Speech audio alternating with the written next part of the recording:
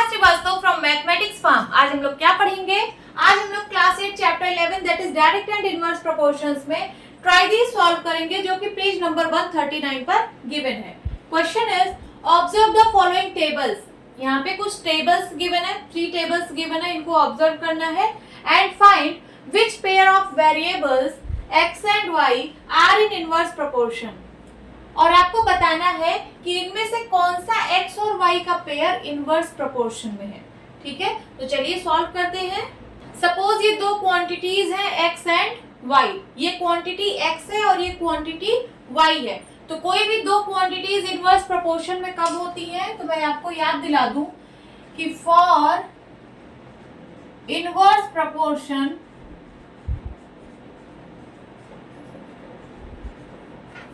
कोई भी दो क्वांटिटीज इनवर्स प्रोपोर्शन में तब होती हैं जब एक क्वांटिटी के इंक्रीज होने के साथ साथ दूसरी क्वांटिटी डिक्रीज हो, या फिर एक क्वांटिटी के डिक्रीज होने के साथ साथ दूसरी क्वांटिटी इंक्रीज हो एंड इन दोनों क्वांटिटीज का प्रोडक्ट कांस्टेंट हो, मींस x इंटू वाई ये कांस्टेंट हो।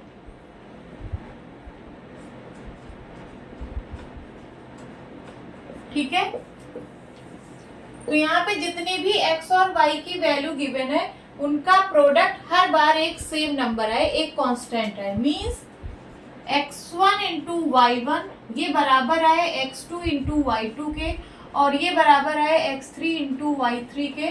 ठीक है, अब जितनी भी वैल्यूज हो डॉट डॉट डॉट डॉट ये सब किसके बराबर है, एक कांस्टेंट के। ठीक है, तो जब ये दोनों क्राइटेरिया फुलफिल होगा तो हम कहेंगे कि दोनों क्वांटिटीज इनवर्स प्रोपोर्शन में है। अब चलिए यहाँ देखते हैं, ये देखिए क्वांटिटी x है और ये क्वांटिटी y है, तो हम इसको बोल रहे हैं x1, x2, x3, x4। ये x की वैल्यूज हैं तो हम इसको x1, x2, x3 और x4 मान लिए। ये y की वैल्यूज है तो हम इनको y1, y2, y3, y4 बोल दे रहे हैं। ठीक है, अब देखिए जो क्वांटिटी x है वो डिक्रीज हो रही है, 50, 50 के बाद 40 हुआ, 40 के बाद 30 हुआ, 30 के बाद 20 हुआ, तो ये जो x क्वांटिटी है ये डिक्रीज हो रही है और ये जो क्वांटिटी y है ये इंक्रीज हो रही है। देखिए 5, 6, 7, 8 इंक्रीज हो रही है।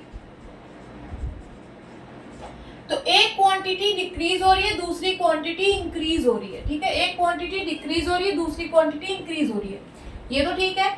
अब आगे अगर इन दोनों का प्रोडक्ट x और y का प्रोडक्ट अगर कांस्टेंट होगा तो हम कह देंगे कि ये दोनों इनवर्स प्रोपोर्शन में है।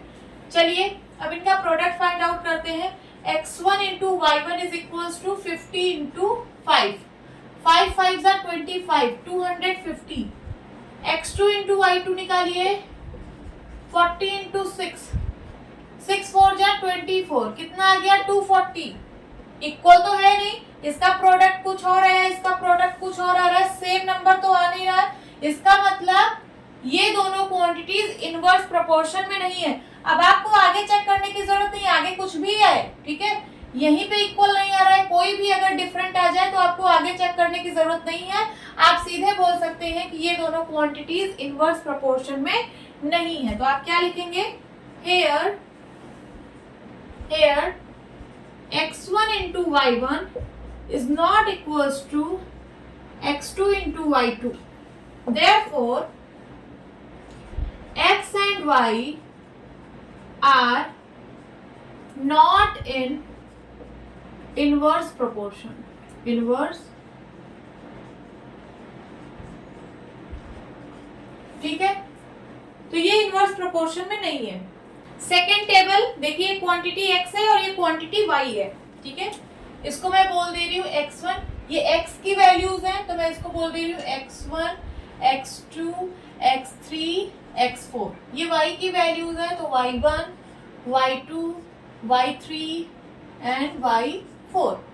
अब देखिए जो क्वांटिटी x है वो इंक्रीज हो रही है, 100, 100 से 200 हुआ, 300 फिर 400 इंक्रीज हो रही है। क्वांटिटी x इंक्रीज हो रही है और जो क्वांटिटी y है वो डिक्रीज हो रही है, 60, 60 से 30 हुआ, 30 से 20 और 20 से फिर 15 हो गया, ये डिक्रीज हो रही है। एक क्वांटिटी इंक्रीज हो रही है, दूसरी क्वांटिटी डिक्रीज हो रही है, ये तो फुलफिल हो रहा है। अब हमें क्या चेक करना है कि इन दोनों का प्रोडक्ट कांस्टेंट होना चाहिए। तो यहाँ पे हर एक का प्रोडक्ट निकालिए। x1 इंटू y1 कितना आएगा, 100 into 60 is equals to 6000। Now x2 into y2 निकालते हैं, 200 इंटू 30, 3 2 जा 6000, ओके।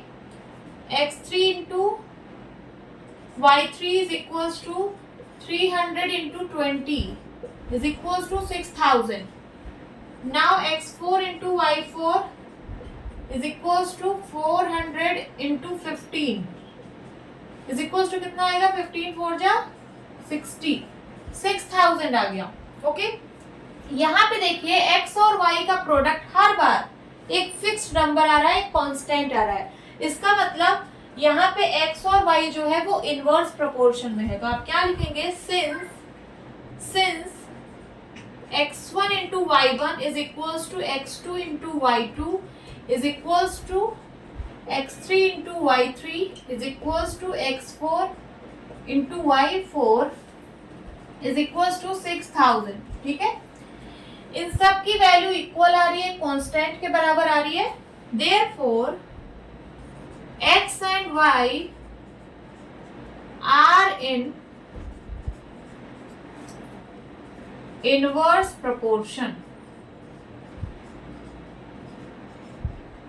आपको बताना था कि कौन सा पेयर इनवर्स प्रोपोर्शन में है, तो ये वाला सेकेंड वाला जो x और y का पेयर है ये इनवर्स प्रोपोर्शन में है, ठीक है। लिख लीजिए। थर्ड टेबल में देखिए, यहाँ पे क्वांटिटी x और क्वांटिटी y गिवन है। ये क्वांटिटी x है, ये x की वैल्यूज हैं, तो इनको मैं लिख रही हूँ x1, x2, x3, x4, x5, x6, और ये y की वैल्यूज हैं। सो y1, y2, y3, y4, y5, y6। अब देखिए यहाँ पे जो क्वांटिटी x है वो डिक्रीज हो रही है। 90 90 के बाद 60 हुआ, 60 के बाद 45, 45 के बाद 30, 30 के बाद 20 और 20 के बाद 5, ठीक है। जो क्वांटिटी x है वो डिक्रीज हो रही है और जो क्वांटिटी y है वो इंक्रीज हो रही है। देखिए 10 के बाद 15 हुआ, 15 के बाद 20, 20 के बाद 25, देन 30 एंड देन 35। तो ये क्वांटिटी y इंक्रीज हो रही है, एक क्वांटिटी डिक्रीज हो रही है, दूसरी क्वांटिटी इंक्रीज हो रही है। ये वाला तो फुलफिल हो रहा है। अब इन दोनों का प्रोडक्ट, इन दोनों क्वांटिटीज का प्रोडक्ट हर बार कांस्टेंट आना चाहिए। चलिए चेक करते हैं। x1 into y1 is equals to 90 into 10, 9 1 जा 900 आ गया। x2 into y2 equals to 60 into 15 is equals to 900। x3 into y3 find करिए, 45 इंटू 20 कितना आ गया, 900। x4 इंटू y4 30 इंटू 25, 25 3 जा 75, 750। देखिए यहाँ पे x और y का प्रोडक्ट इन तीनों में तो सेम नंबर आ रहा था, बट यहाँ पे डिफरेंट आ गया, ठीक है। ये 750 आ गया, इससे डिफरेंट आ गया। तो कोई भी x और y का प्रोडक्ट अगर डिफरेंट आ गया, इसका मतलब यहाँ पे x और y इनवर्स प्रोपोर्शन में नहीं है, ठीक है। अब आपको आगे चेक करने की जरूरत नहीं है, कोई भी एक डिफरेंट आ जाए तो इसका मतलब x और y इनवर्स प्रोपोर्शन में नहीं है। तो आप क्या लिखेंगे, since x1 into y1 is equals to x2 into y2 is equals to x3 into y3 is not equals to x4 into y4, ठीक है। ये इसके बराबर था, ये इसके बराबर था, बट ये इसके बराबर नहीं है, ठीक है। Therefore x and y are not in inverse proportion।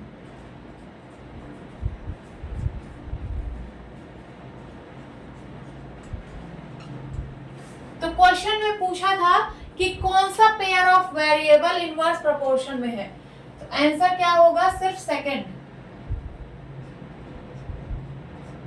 जो सेकंड वाला पेयर था एक्स और वाई का वो इनवर्स प्रोपोर्शन में था। ओके, नोट डाउन कर लीजिए। होप स्टूडेंट्स आपको ये क्लास अच्छी लगी होगी। मिलती हूँ अपनी नेक्स्ट वीडियो में, तब तक के लिए बाय बाय, टेक केयर।